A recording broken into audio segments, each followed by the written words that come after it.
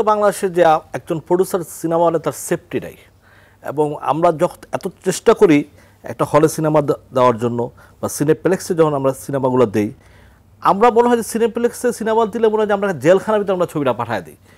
আমরা মানে এত একটা অসহায় হয়ে যাই, যেমন ওনারা আমাদের ফোন রিসিভ করে না, কখন শো চলে সেটা আমাদেরকে বলে না। তারপরে ওনারা এমন যেমন আমার একটা ছবি কিছুদিন আগে রিলিজ হলো ডেড বডি, উনি আমাকে নিজে বললো যে আপনি ঈদের 2 সপ্তাহ পরে আসলেন। আমি আসলাম, আসার পরে উনি আমাকে এমন সিনেপ্লেক্স দিল যেটা আমি নামই শুই নাই, নব থিয়েটার বিজয়নগর, প্রথম সেদিন শুনলাম। তারপরে এক জায়গায় দিল আমাকে সনি সিনেমা হলে, সেখানে টিকিটের দাম মূল্য 500 টাকা।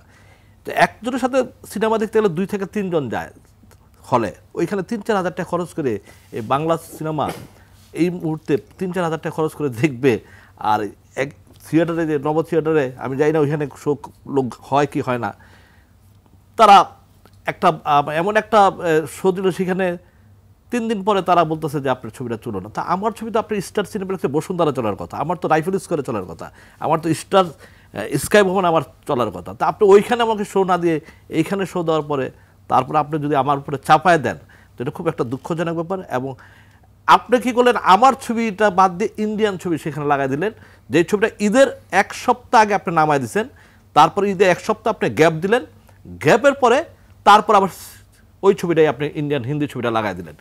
এটা খুবই একটা দুঃখজনক একটা ব্যাপার এবং এইগুলো নিয়েই আমাদের অনেক বড় সমস্যা। আর হল তো এখন আছেই হাতে গোনা, যেগুলো চলার মতো হল আছে প্রায় 20 থেকে 25টা, হয়তো ঈদের সময় খুলে 1 থেকে 150 হল, যেগুলো ছোটো মোটো সব কিছু মিলায়। কিন্তু এমনি 20 থেকে 25টা হল যেগুলো চলার মতো হলে, এগুলো সব কিছু মিলেই একটা সমস্যা।